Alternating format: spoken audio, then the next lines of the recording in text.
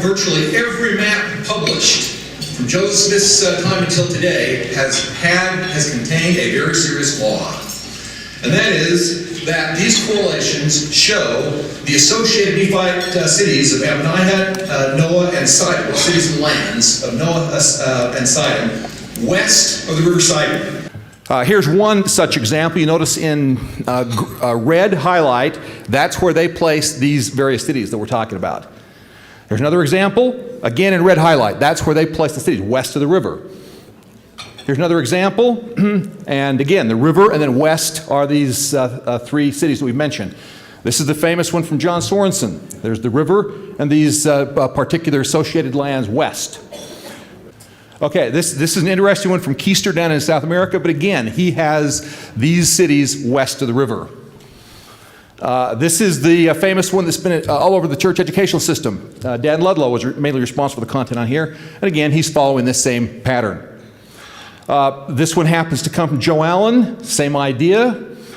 Here's another one, same idea, even though we got a different river, but nonetheless, west of the river. And finally, here's another one that comes in. Virtually every correlation published up to this point shows these particular cities west of the river. Why? Well, the reason is because of a misinterpretation of, or rather a simplistic interpretation of two verses in the book of Alma. One map gets it right. And that is Garth Norman's 2006 map. Here's a copy of it. They're for sale out in the lobby. I've been maintaining since this was published in 2006, this is the most important map yet published on the Book of Mormon. And I'll show you one of the reasons why here as we go through the rest of this presentation. Alma 8:3 says the land of Melech was west of River Sidon, okay? Point number one. Continuing on, Alma 8:5 says that the city of Ammonihah was 3 days' journey north of Melech. On balance, if we have one entity west of the river and another entity north of the river, you would assume they're both west of the river, okay? And that's the assumption people have made. Let me walk you through a hypothetical example. Here we have a section of the Mississippi River, and that little white spot there is a hypothetical land of Melech. We go a 3 days journey, which by anyone's measure is going to be somewhere on the order of 45 to 60 kilometers. And there we locate a hypothetical city of Ammonihah, both west of that river. This particular section of Mississippi happens to go between Hannibal, Missouri, and a little town called Argyle up in Iowa. However, if we were to take this exact same syllogism that Book of Mormon students have been using now for over 100 years, and apply it to this particular stretch of the river, it would go like this. Because you go 15 kilometers east of Argyle, Iowa, and you'll find the interesting town of Nauvoo, Illinois. I could hypothesize Nauvoo, Illinois is east of the Mississippi River. There are many towns in Iowa north, 3 days journey north of Nauvoo, Illinois. Therefore, Iowa is east of the Mississippi River. But as you can see, that's complete nonsense, because rivers don't follow straight lines, and because Nauvoo, Illinois is right on the river. The river trending in a southwesterly direction at this point in time allows us to have an entity north of it and yet still be on the other side of the river. Okay, continuing on. Therefore, if we have in Book of Mormon geography a river which is trending to the northwest, and if Melech is close to the river, and by the way, if you read the Book of Mormon with consistency, Melech was right on the river. People who try to put Melech 50 kilometers or 100 kilometers west of the river are simply not following the text. If you go through, there are 8 instances in the text where something is either east or west of Sidon. In all cases, it was right on the river. The context makes that clear. Melech, therefore, back to that. Okay. Melech being right on the river, if the river is trending in a northwesterly direction, we could have Ammonihah 3 days journey north of Melech and still be on the other side of the river. There are 2 rivers that have been under consideration in the general Mesoamerican area as having been the River Sidon. The Gruhalva is outlined in blue, the Usumacinta in red. They both trend northwesterly over much of their course. Okay, continuing on. As we read the Book of Mormon with care, what we find is that the Nephites are settling different areas in different times. In fact, just a few weeks ago, Bill Hamlin published a piece where he said one of the things he really wants about Book of Mormon studies is to have a chronology and a geography that correlate, where we are seeing the expansion of the Nephite nation both temporally and spatially, but in a coordinated fashion. Well, I completely concur. And in fact, if you go to my blog, which is called bookofmormonresources.blogspot.com, and read the article called Expansion of the Nephite Nation, you will see the first attempt at producing that very set of data. Temporal expansion across as space and time are coordinated. What we see in the Book of Mormon is that the central Sidon corridor was populated first. The northern part, up with Zarahemla and Minon and Gideon being part of the very first wave, Ammonihah also part of that first wave. How do we know that? We know that because as we analyze the missionary journeys of Alma, he is going to the very same place that his own father, Alma I, founded the church in a generation previously. And the places where Alma I founded his church approximately 120 BC were, according to the text, Zarahemla, Gideon, Mulek, and also Ammonihah. So those four were likely in that central Sidon corridor where that original Mosiah Zarahemla complex was located. By 90 BC, which is when we pick up Alma 22 and Alma chapter 1 and 2, we now have Manti entering the picture at the very extreme southern edge of the Nephite lands. Every single thing, and this is the important point, every single thing mentioned in the Book of Mormon prior to 72 BC is either in the central Sidon corridor or east of the river. What happens in 72 BC? We have the founding of Moroni. Where's Moroni? Right on the east coast. So between 120 BC and 72 BC, we have the Nephites expanding like crazy to the east, eventually reaching the east coast. Once they achieve that objective, they have basically gotten their territorial imperative. They have achieved their continental design. Their vision to the east was completed. We then have a pivotal scripture. It's Alma 50:11. And that's when they turn the switch and begin to focus their attention on the west. Now, prior to 72 BC, there is one outpost the Nephites maintain that's on the West Sea. But it's not in the land of Zarahemla. It's actually in the land of Bountiful, okay? Right on the seacoast. And that's a special choke point where they can station a military garrison and they can prevent people from going up that west coast. So this is the central Sidon corridor. Go ahead and go to the next slide. This is an internal reconstruction of the Nephite nation after at approximately 67 BC. By this point in time, we do have some entities into the west. But after the breakthrough at Alma 50:11, 72 BC, where we have the Nephites for the first time moving west of that central Sidon corridor. Go ahead and next slide. This is my interpretation of how that fits on the modern day map. And continue on. A very important point. How we come to this particular conclusion, that the settlement pattern in the Nephite nation was up the Sidon corridor, then to the east, all the way to the seacoast, and only then, after they had reached the east seacoast, then we begin to populate to the west, okay? Here's where it comes from. Number one, the 7 churches that Alma I founded. And we can tell from the text that 4 of those churches were Zarahemla, Gideon, Melech, and Ammonihah. Okay, next. Nehor founded one church. There is one place in the Book of Mormon associated with Nehor. It's Ammonihah.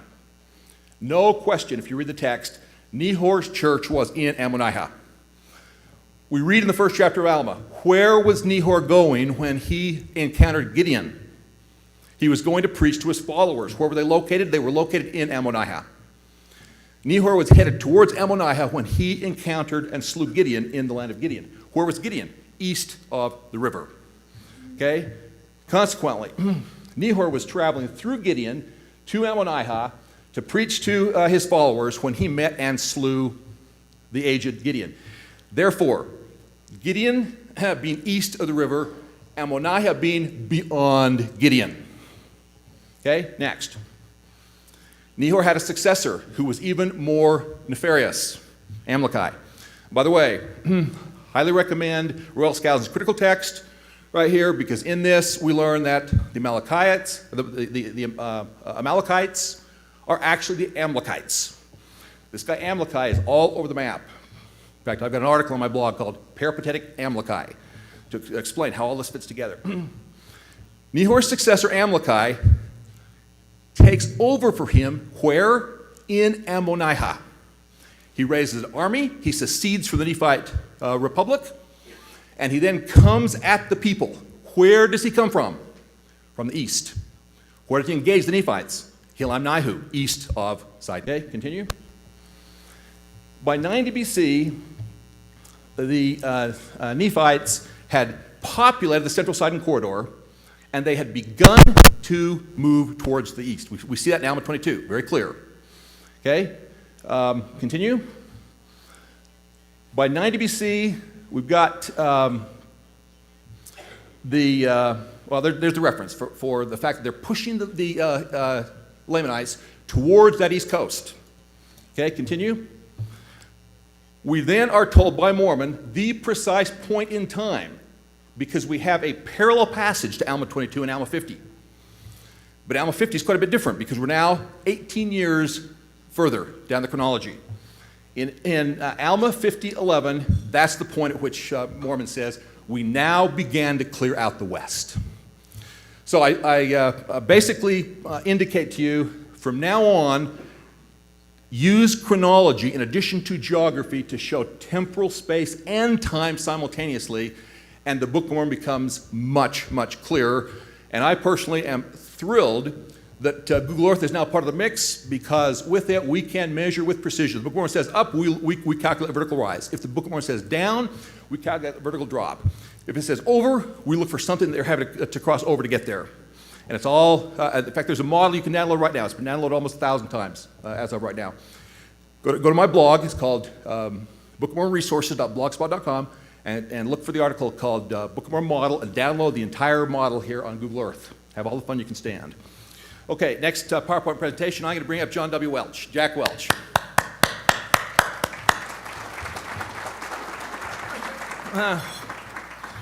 And we're going to talk a little bit about the development of Book of Mormon studies in the 20th century. Okay. All right, so it starts obviously with Joseph Smith, and John Lund did a nice job today of telling us about Joseph's visions, Lucy Mack Smith, some of Oliver Cowdery's comments. This represents this Schoolcraft guy who wrote an awful lot about the Indians in the time period of the Book of Mormon. And so I use him as being characteristic or stereotypical of the sorts of things being talked about in the Western American frontier at the time the Book of Mormon was coming forth. We then have, of course, the stuff that John Lund shared with us about Stevens, and I completely echo what I heard this morning. This came as a complete surprise. The lines were around the block in New York City to see the exhibition. And when this hit in Nauvoo in 1841, the fall of 1841, Joseph Smith was blown away. And he was, in fact, seeing some of the things he had seen a decade earlier in some of the visions. And who were his cohorts at that time? Well, it was John Taylor, there's a picture in his early days, and Wilford Woodruff. So even if everything that was written during that time period coming from Stevens was not from the prophet, they were from a couple of pretty reliable sources. All right, we don't have a whole lot happening after the Saints come west. Brigham had other issues on his mind, and the Book of Mormon sort of fell into a bit of a doldrum there. But we did have the most influential intellectual in the Brigham Young era, and that was Orson Pratt. What happens in 1879 with Orson Pratt? Well, we get the new 1879 edition of the Book of Mormon. And that has footnotes all the way through it. Yeah, including a footnote that says Lehi landed in Chile. The whole business about 33 degrees south latitude at this point in time was beginning to be canonized. Furthermore, we've got the entire hemispheric model because Orson Pratt's footnotes are very clear that this thing went all the way to core up in New York. And people also need to realize that it was Orson Pratt who put in the chapters and verses the way we have them. The earlier editions had the original chapters from the first edition, but no verse numbers. And the chapters, which are still followed in the RLDS editions and the Community of Christ, if they're still publishing that, are they? They absolutely are, Jack. In fact, we have a table back here with some friends from Independence as we speak, Good, right there with Bob good. Smith. I know Bob's Yes. here. But having the chapters and verses broken up sometimes is misleading because you don't realize what texts go together. Your point about reading the chronology in the whole text is important, because if you think that a text ends at the end of a chapter, you've got to ask, well, did it really end at the end of that chapter, or is that Orson Pratt? Mm-hmm. But he was a powerful figure, and based on that, very few people tried to oppose Orson Pratt in his day as far as what was heterodox or what was orthodox. One of them who did was this interesting fellow, George Ottinger. He published in 1879, he published a little piece in the Juvenile Instructor where he speculated, he thought the Usumacinta River was in fact the River Sidon, but he was in the very tiny minority. But that's the first reference I know of to that particular instance. We then have an interesting guy, George Reynolds, who did the concordance of the Book of Mormon, this vast work. While he was in jail. He was one of the test cases for polygamy, and he made good use of his time in jail. And you've heard of Reynolds versus the United States, the United States Supreme Court opinion dealing with whether the anti-polygamy laws were constitutional or not. It's George Reynolds who was the named plaintiff in that. But in any event, in his concordance, he is parroting Orson Pratt. Sidon River, Magdalena, in Columbia. What were they looking for Zarahemla? Western side of this large north-flowing river. But he had a lot of time and couldn't go on any field trips. So what would you do? So the next thing that would happen is we'd send BYU down there, because those guys have the budgets and the young bucks and so forth. So we have Benjamin Clough now in 1900, right at the turn of the century. And they are so convinced in Salt Lake and in Provo that the Magdalena River was the River Sidon that we're going to get on horseback and go south. Now I have an interesting, down in Columbia. And they're going to look for Zarahemla on the western slope of this north-facing river. My great uncle, Kirk Magleby, was the number 2 man in that caravan up there. And he went all the way on the trip with him. And then he and Benjamin Clough, after they came back, Benjamin ended up being kicked out, fired as the president of BYU. Well, if you want the whole story on Benjamin Clough and BYU, there's an article in BYU Studies on that. And he does end up his life in, what would you say, just kind of quiet repose, selling vegetables in California down by But he had a San very Pedro. interesting time before the Mexican Revolution, where he was in the rubber business in Tabasco. He sure did. And it was Kirk Magleby and Benjamin Clough down there running this rubber plantation. And how many of you have been to the Monty Bean Life Science Museum at BYU? Why do we have that? One of the reasons is because we've got all these artifacts, all these samples and specimens that they brought back from that expedition, insects and all kinds of things, and they're all cataloged there. So his legacy lasts in other ways. So we were trying our best to go down there and find Zarahemla in 1900. All right, we then have a guy coming along, Joel Ricks, and he went down to South America several times. In fact, made 4 trips from Logan down there. And he went and found mountain valleys in the Andes, and he was absolutely convinced he could map out the entire Book of Mormon right there in the Colombian Andes. Now, these people are in the early 20th century, and we probably ought to mention Kirk doesn't have a picture of B.H. Roberts to drop into the discussion here. But his New Witnesses for God in America, 3-volume work published in 1909 and 1911, very important in Book of Mormon studies. And then in 1920, you remember it's B.H. Roberts who gets the letter from Mr. Couch, forwarded to him by a member of the church, who Couch had asked these 5 questions. Where are the horses? And why do we have so many different language families in the Western Hemisphere? And B.H. Roberts did not have answers for those questions. But today, and I notice we have horses coming out of this corral into the audience today, later this afternoon, we do have better answers for all of those. And let me just say one last thing on B.H. Roberts, because I've spent a lot of time trying to get all of B.H. Roberts' statements about the Book of Mormon together. and now have them in one electronic database.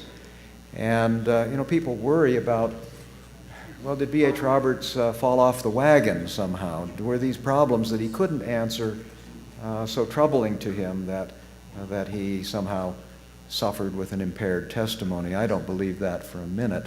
And I think the strongest evidence for that is that after all of the couch and other studies of the Book of Mormon that B.H. Roberts was involved in, he wrote what he thought was going to be his magnum opus called The Truth, the Way, the Life, which some of you can now read. BYU Studies published that back in 1994. But that was written in 1927 and 28, at the end of his time as being mission president in New York.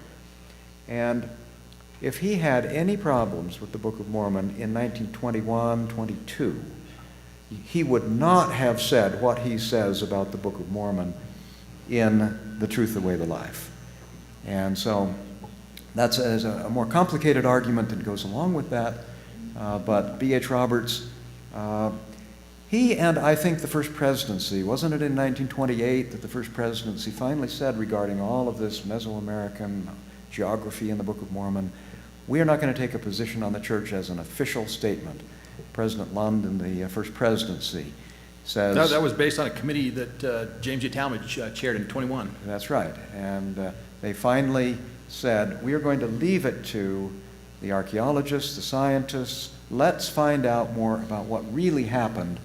We're not going to go out on a limb before we know what we need to know. And that was because you had guys like Joel Ricks, who was still advocating the Orson Pratt hemispheric model. And then you had some interesting people. This is Paul Henning, the very first LDS archaeologist. He was baptized about the turn of the century. He was a German, had migrated to Mexico, baptized in Mexico when the church was just barely getting started down there. I don't have a photograph of him, but I do own in my personal collection one of his pamphlets, and you're seeing a copy of that pamphlet. That happened to be published in Spanish by the National Museum of Mexico City in 1917. He obviously advocated for a Mesoamerican setting for the Book of Mormon. Then we have a most interesting fellow that came to us from the Reorganite tradition, Lewis Edwards Hills. He wrote a wonderfully important piece in the early 1920s where he, for the first time, identified the potential site of Yaxchilan, western side of a major north flowing river, and there's been a lot of enthusiasm for that particular correlation in and around the Independence, Missouri area ever since. This guy happened to be the bugle boy for General George A. Custer in his younger years. Oh, really? He was a rough and ready guy, but pretty influential. Roosevelt, huh? So next we have James E. Talmage, who was responsible for the 1920 edition of the Book of Mormon, and that's where we get very high-class, highbrow English. And we finally basically done away with a lot of some of those archaisms and some of those colloquialisms in the text. Yeah, thereby eliminating some of the important Hebraisms in the Book of Mormon that Royal Skousen has pointed and others. Before then, when you wanted to express a conditional, you would say, if such and such is the case, and this is the case. In Hebrew, you can do that, but that doesn't make sense in English. You say, if this, then this is the case. And so we now have if, then in Helaman chapter 12, for example, thanks to James Talmage. Now, also on Talmage, something else happens that I wanted to just... Kirk and I have not rehearsed this, by the way, so I'm not sure whether I'm jumping ahead here or not. But one of the things that Talmage wanted to emphasize was that Mormons were Christians, and therefore, what books does he write that are still in circulation today? Jesus the Christ, the Victorian Life of Christ, and the Articles of Faith. And what's the Articles of Faith all about? It's proving scripture after scripture that all 13 of the Articles of Faith can be found and documented in the Bible. So with Talmage, we have a big shift that really goes away from using the Book of Mormon. It had been used, I think, a little more, but starting in the 30s and 40s, the Book of Mormon is de-emphasized, perhaps for ecumenical kinds of purposes. We'll come back to that point in a minute. Yeah, very, very good point. But Talmage was vastly influential in the text, and he also convened a meeting in 1921 where he had Joel Ricks come in and present his he had thousands of maps in circulation around the church at that point in time, Joel did. And this man, the 30th son of Brigham Young, Generally considered the most intelligent of Brigham's posterity, had a degree from West Point, was an engineer, and he had done engineering not only in the northeastern part of the United States, but also in Mexico. And he came into this meeting in 1921, and he advocated that no, he wanted to take us back to the original Joseph Smith, Stevens and Catherwood type of vision. He said it had to be in Mexico and Guatemala. And that was one of the reasons why the 1928 First Presidency said what it said. It's a draw. We don't know. Yeah. We'll let the scholars sort all this out. All right, 1938. We have M. Wells Jakeman, who's a student at Berkeley, and he forms the Itzan Society. He was a historian more than an archaeologist, and he was enamored, as Elder Brewerton, who's in the audience today, can testify. The Chronicles, the Spanish Indian Chronicles, are an endless source of intrigue and interest. And Jakeman spent the vast majority of his life immersed in those. He was convinced that the Itza were, in fact, the Nephites. And consequently, he formed at Berkeley the Itzan Society, and that then became the Department of Anthropology, the Department of Archaeology at BYU. And this man, John A. Widsoe, I love this guy because my great-great-grandpa baptized him in Norway. So we take credit for John A. Widsoe. But he was, among the members of the 12, he was a tremendous advocate for more of an academic or scientific approach to the scriptures. He had been the president of Utah State Agricultural College back in those days. Where my grandfather was a professor, so. Anyway, it was Elder. You can play this professor ancestor game too, you know. It was Elder Widsoe who was instrumental in informing what was then the Department of Archaeology at BYU in '46. Right off the bat, we have a major acquisition. The William E. Gates collection comes to BYU. Go ahead.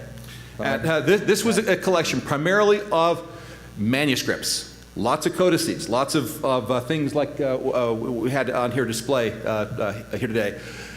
Some of the earliest transcriptions of Mayan, material that eventually became fairly important in deciphering the Mayan language were in the Gates collection.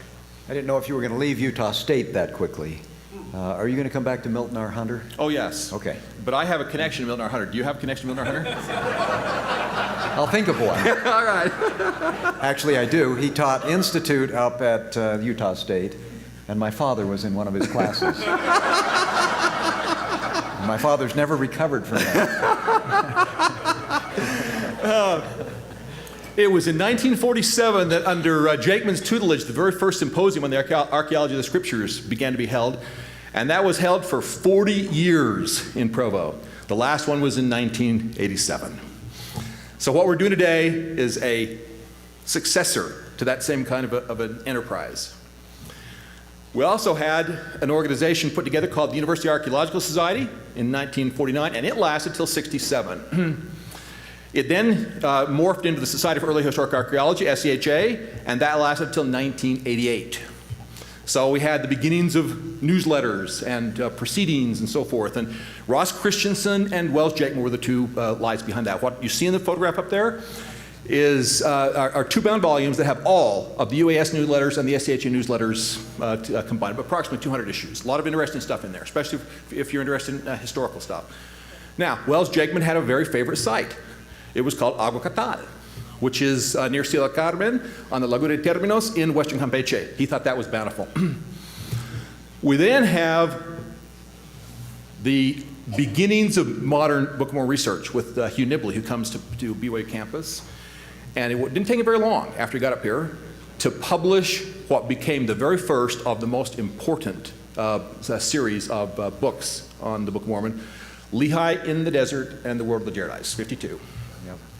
Nibley came to BYU in 1947 after serving in the military intelligence in World War II. And he'd worked on all that Lehi in the Desert and the Arab stuff while he had been in the military. And then he picked up a lot of Arabic books while he was over in London. You could buy them cheap in bombed-out bookstores. And then he came back and worked in the Church Historical Department, and that's where he was encouraged to go to BYU and to join the faculty.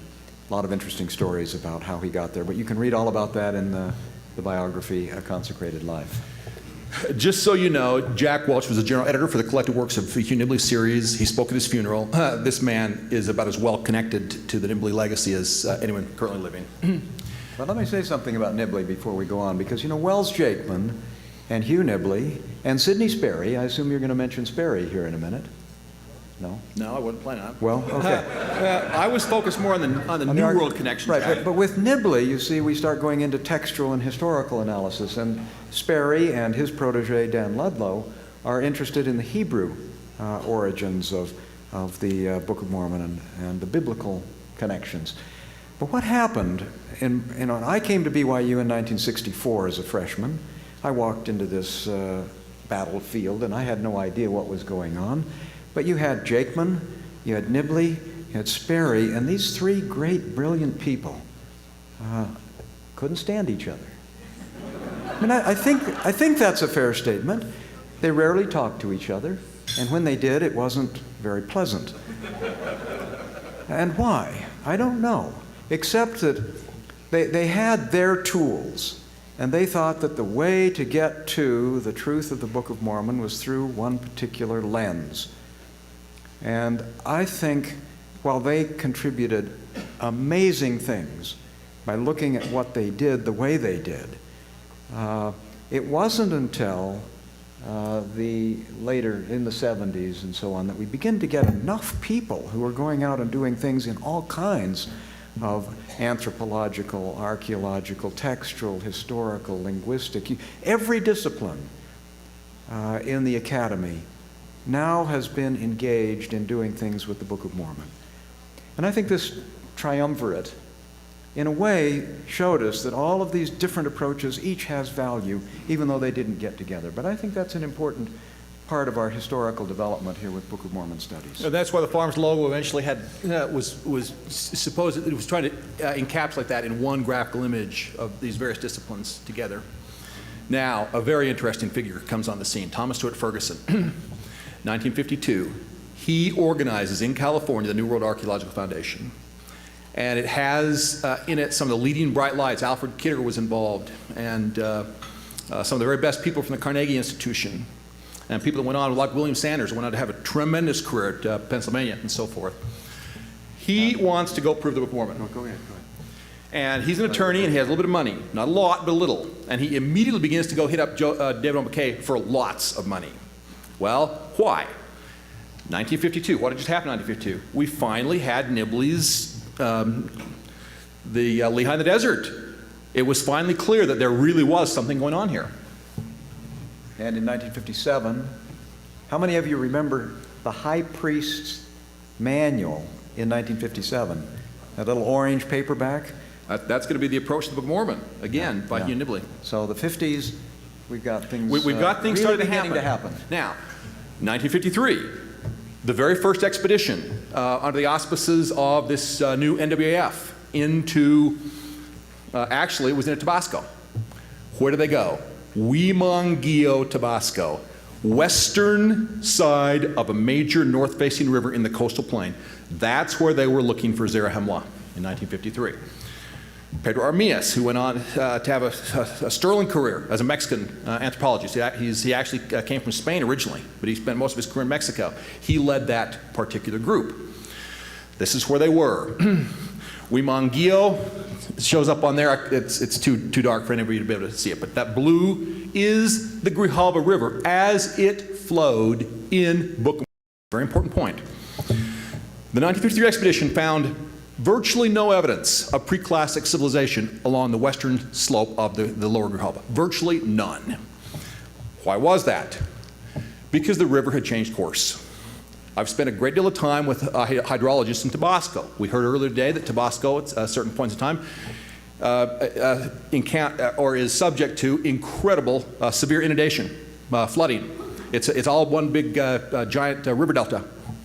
They know their hydrology in Tabasco. There's some very, very bright people down there, hydraulic engineers. They can show you how the Grijalva River has changed course over time. At the time of the Book of Mormon, this is what the Grijalva River looked like. It actually was came into Blasillo, which went right past La Venta. And it's where the Tonalá River is today. That's why they didn't find anything in 1953, because the river had actually shifted over time to get there. Nonetheless, they were, the people back here in Utah were a little ticked off at that, so they sent Tom Ferguson down. And then we have this man on the scene, because John Sorensen, and by the way, John was going to present today, and I'm the one that invited him, and when he finally bailed on us, I took the heat from the organizers here, and I apologize for that. But here's the issue. John Sorensen, now 88 years old. We asked him to come give a presentation, similar to the one he gave at the Fair Conference here a couple of months ago, introducing us and getting us excited about his magnum opus, which appears in early 2013, called Mormon's Codex. It's an 800-page thing. I've already got several of the chapters that I've been able to read through. Marvelous piece of work. John Sorensen, with the recent changes at BYU and the fact that there's now this interpreter organization that's the Bill Hamlin and Dan Peterson group, they're putting pressure on the Maxwell Institute, so the Maxwell Institute suddenly decided to ramp up the editorial process for John's book and get it out as quickly as they possibly could. That meant John had to accelerate his editorial schedule, and at 88 years of age, he has to pick his battles, and he only has so much energy left in the day, and he is in intense final editing right now for Mormon's Codex. Hence, the fact that he declined the invitation, or basically told us no, he could not fulfill his commitment to come and speak here today. We apologize to those of you in the audience that came to hear John Sorensen. But Jack Welch is not a bad substitute.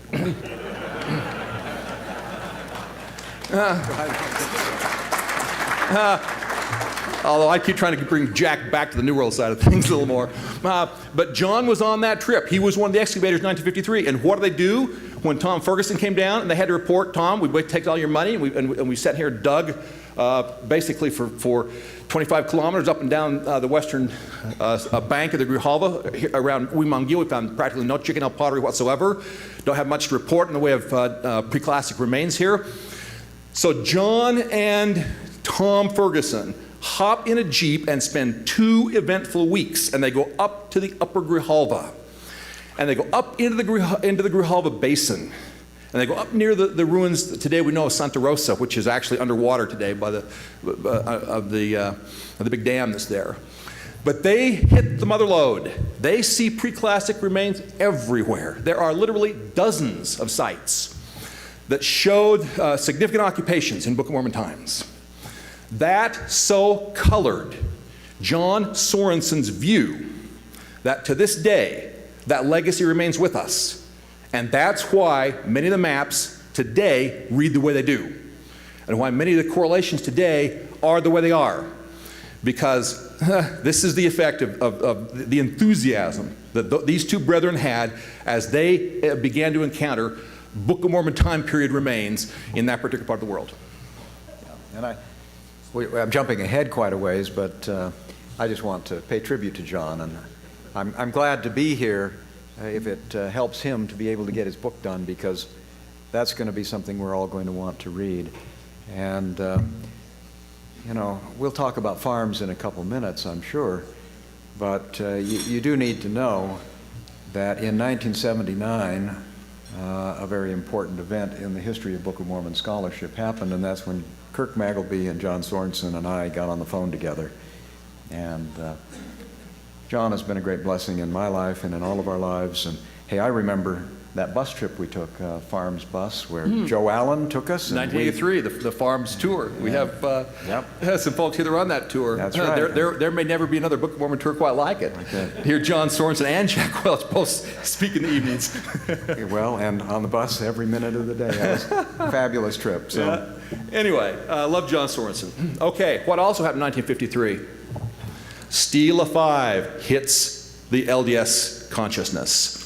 The very first publication of Jakeman, an unusual tree of life sculpture in southern Mesoamerica. It's hard to overstate the incredible effect Stela 5 had. I was growing up about 7 or 8 years later in Arizona, and there were people all over, Latter-day Saint families all over Arizona who had mock-ups of Stela 5, little carved versions of Stela 5 on their front lawn. This was how you announced the neighbors, I'm a Mormon. Because you had there's one out in the lobby out here that's kind of similar to what I recall. But this was a sensation. An icon. It became a cultural icon. So much so Go ahead. that, well, here was the NWF immediately in 55 got beaucoup bucks funding from David O. McKay and has ever since. Millions have been invested by the official church. NWF, that's my particular collection of some of their monographs. Let me just say something before we pass over 1954. And by the way, how many of you served in missions where they had a copy of the Book of Mormon that you gave away that had a paper dust jacket on it with the Zappa, with the Stella 5 on it? There's Das Book of Mormon. There you go, that's mine. Yep, that's the copy of the Book We of Mormon. literally, on the Book of Mormon itself, published a line drawing of Stela 5. And that's my copy of the Book of Mormon. I handed out hundreds of those, but that's the one that I discovered chiasmus in, that very copy, which I still have. So, but on 1954, something else happened, because, you know, we've got all of this enthusiasm going on, and you know, people finding every hole in the ground is a baptismal font wherever it is in the Western Hemisphere. But at that time, someone, and I'm not sure who it is, Noel Reynolds has written an article about the emergence of the Book of Mormon in church educational curricula and in the church generally. You go back before 1954, there was not a Book of Mormon class taught at BYU. That's surprising to a lot of people. But you can read the whole history about how this came about and how much resistance there was initially when the religion faculty was told, we're going to teach a Book of Mormon class. And soon after, it became a required class, which, how many of you went to BYU at a time when you didn't have a Book of Mormon requirement? There may be still some who can remember that. Okay, we're all over the hill. There's a lady right back there. Okay, there we go. There we go. All right. But let me just say, read Noel Reynolds' article on this, because when this was proposed, the immediate reaction was we were going to have one 2-hour class covering the whole Book of Mormon in one semester, one 2-hour class. And the faculty said, it can't be done. There's not enough to say. But that shows you the state of Book of Mormon research in the early 50s. And when I came to BYU as a freshman, believe me, the whole shelf of Book of Mormon books that had been published was just a handful of books. Today, quite a different story. Yeah, when I first met John Sorensen right after my mission in '74, I said, I think I've read about everything that's been posted on the Book of Mormon. I said, didn't take you very long, did it? Anyway, 1957, we have Hugh Nibley's second book on the Book of Mormon, An Approach to the Book of Mormon. And Joseph Fielding Smith was instrumental in having that become the Melchizedek Priesthood Manual for that particular year. That was pretty interesting. Can you imagine today having... Well, and David O. McKay was asked. The committee came and brought this to President McKay and said, we're not sure we want to use this. We'd never used anything like this as a priesthood manual. And President McKay said, and of course he was an educator, he said, well, what's the problem? And he said, well, we think it's a little bit over the heads of the brethren in, and then he mentioned a few little towns in southern Utah. And President McKay looked at him and said, well, then let them reach. And it went forward. Moving forward, what happened in 1967? We have this man in Regensburg, Germany, with that copy of the Book of Mormon you saw just a minute ago, and it jumps off the page at him. If chiasmus is evidence of Hebrew influence in the Gospel of Matthew, it is evidence of Hebrew influence in the Book of Mormon. And the world's never been the same since. And when I went to BYU as a freshman in 1971, there were symposia being offered, chiasmus, the mind of God. The enthusiasm for this particular discovery mirrored and paralleled the enthusiasm for Stela 5 just a decade before. Yeah, there was a real hunger for information about this. And this was published in that particular article, BYU said, is 1969. That's how I was introduced to it right before my mission. And electricity went through me as I read that particular article.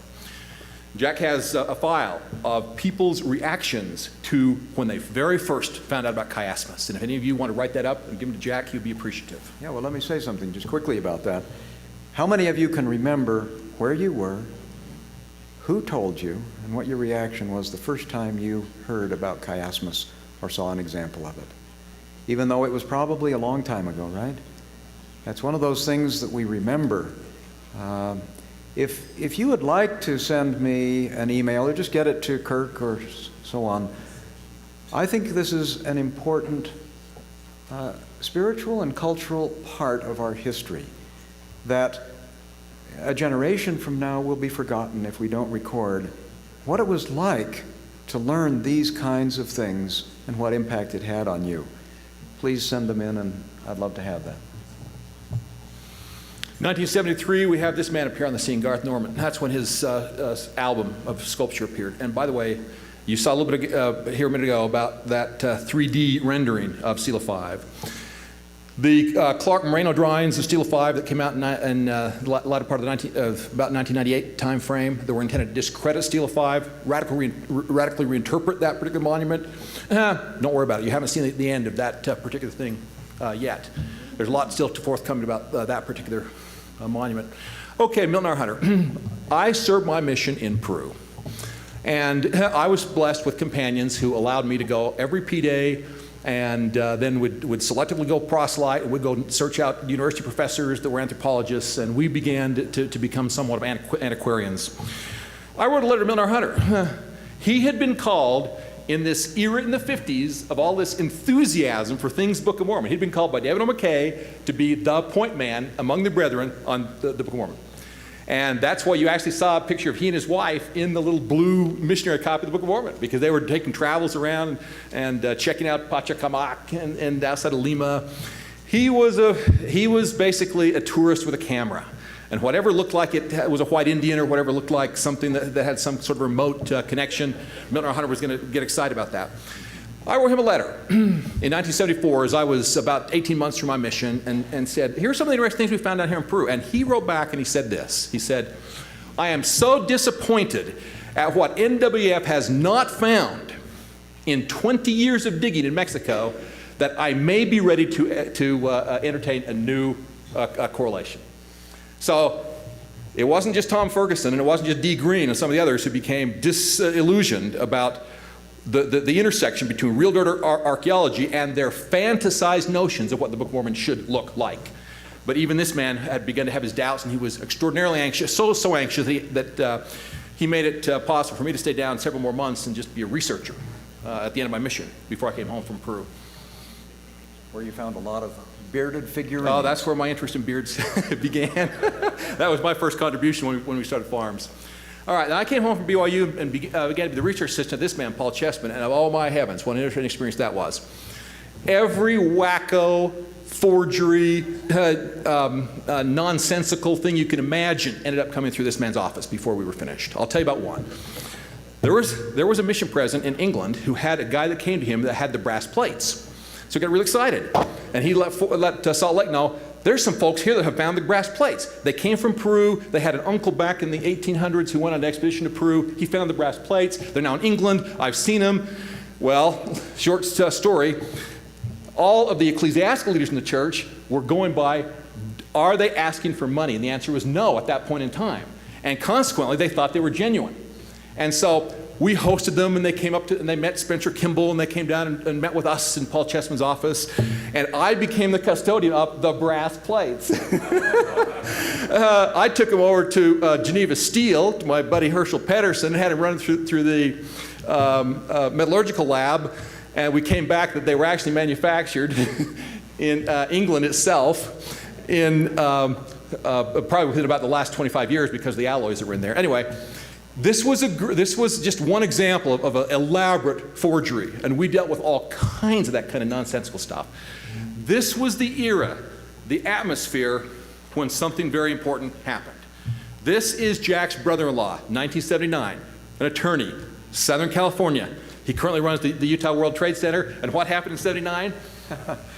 Well, I was practicing law in Los Angeles as a tax lawyer. After going through BYU, Hugh Nibley had been my Book of Mormon teacher. I went to law school, and I kept up my interests, of course. I I gave firesides all over Southern California. I was surprised at how many people didn't even know about things that Hugh Nibley had published, let alone all of the others. And I had a Xerox machine there at the law office, and I would go out giving a fireside, and people would say, "How can I get a copy of that paper about the Liahona by Hugh Nibley?" Or other things. I began collecting papers, and if people would give me their address or their business card, I'd just Xerox these and send them out. And I finally thought, this is crazy. I'm not going to spend my life copying things and sending them out to people free. I think we need an organization. And as a tax lawyer one day, I was organizing two tax-exempt organizations. We didn't have computers in those days, but we were state-of-the-art, and we had mag cards on our typewriters. And so after my secretary had run these 2 sets of articles of incorporation and bylaws, I just changed the name on one of them. And here in the carpool going home with Lou Kramer, my brother-in-law, who was practicing law in Los Angeles, and Clark Waddups. Any of you know Judge Waddups here in Federal District Court? Clark was in my firm at the time, and the 3 of us were living in the same ward in Glendale. So on the way home that day, I said, I think I ought to start some kind of an organization. And Clark said, well, what are you going to call it? And I said, well, I don't know. It should be a foundation, and it ought to have something to do with ancient research. F-A-R, far out. Maybe we'll call it the Far Out Organization.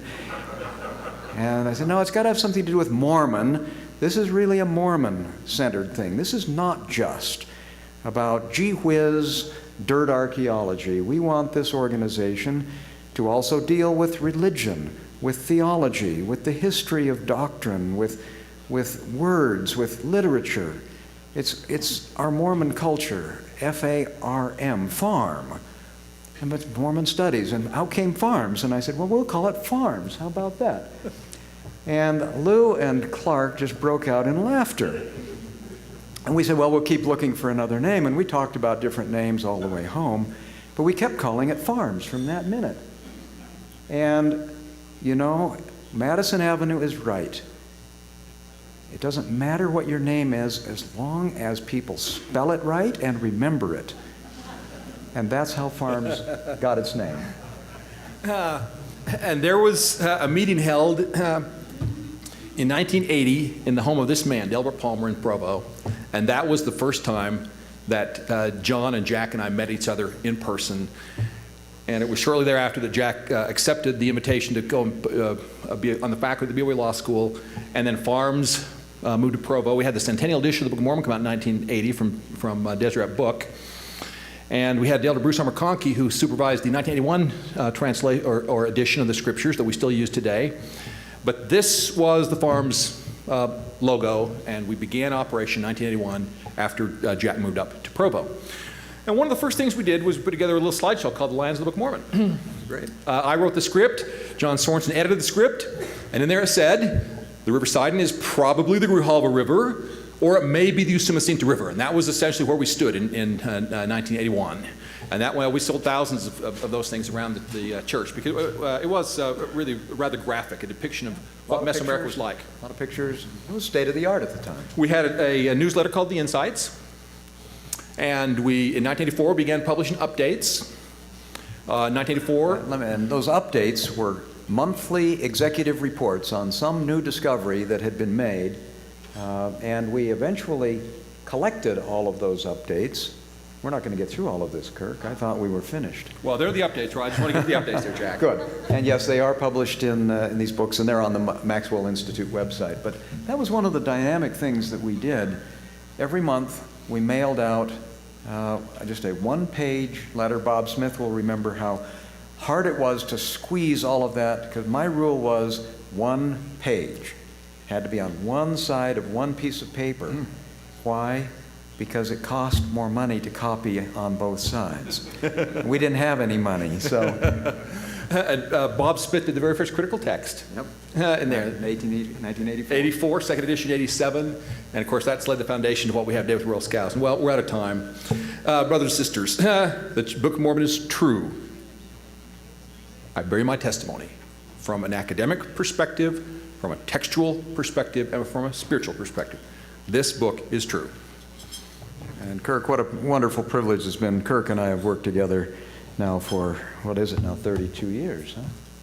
And things are just beginning to roll. I'd also testify that, the reason that Farms was a great success was because there were needs.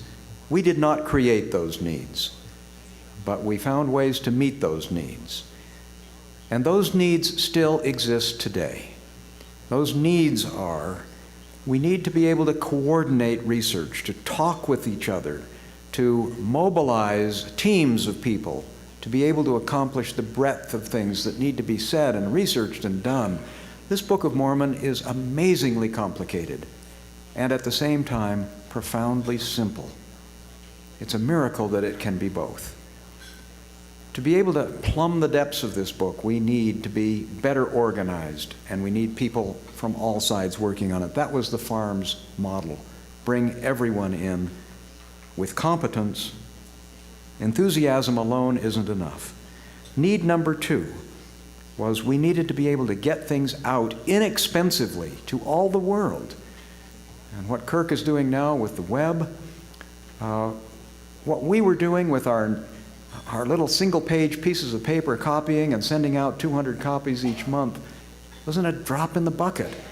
But today what we can do is still the Farms model of inexpensively getting all of this material out in accessible, findable, organized ways.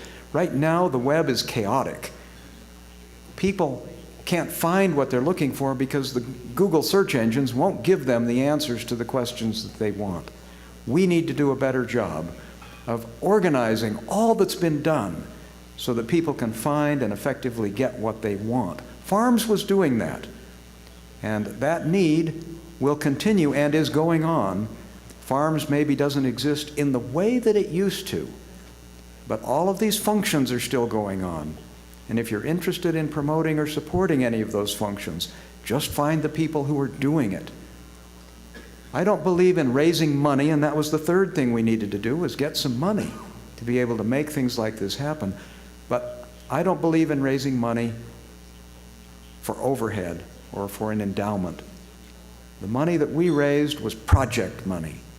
We raised money because we had a project that we wanted to get done, and that money was put to work immediately, and that gave results. And that was one of the key successes of Farms, and that's still going on. There are projects all over that need help. A fourth need was quality control. How do we make sense of all of these things that are being tossed out? Who will judge? Well, judging academically is always very difficult. Peer reviewing is dicey at best, but it takes strenuous activity by knowledgeable, good-willed people to be able to see that what we are putting out to the world is the best that it possibly can be. Farms and other people have been very good at seeing that we had the kind of quality control that we need. And finally, the fifth thing that I've already touched on a minute ago is that ultimately the need that the church and the world has is for the spiritual value of the Book of Mormon. The reason that we do this is not, as Elder Maxwell once said to me, not just for the gee whiz value. There are a lot of gee whiz, wow, how did that get into the Book of Mormon kind of thing. But until those points are translated into spiritual lessons that can influence the lives of people, not just in the church, but throughout the world, the Book of Mormon is a witness to the whole world. And until we have done that, we haven't got our job done. So brothers and sisters, I testify that the Book of Mormon is true, and that what the world needs now is the Book of Mormon in so many ways. I pray that we can be instruments in making that happen Don't say, whoa, it's all over, or farms is not the way it used to be. The Lord knows what He's doing. Change is a part of where we go to be able to respond to new needs as they come up. The Lord is in the heavens, and He's in charge of what's happening. We just need to be inspired, be diligent, do what we can to make that go forward. And I testify that this is true, and that, Kirk, what a wonderful survey of the history of all of this. This hasn't come out of nowhere, and it's not going to nowhere either. I testify in the name of Jesus Christ. Amen.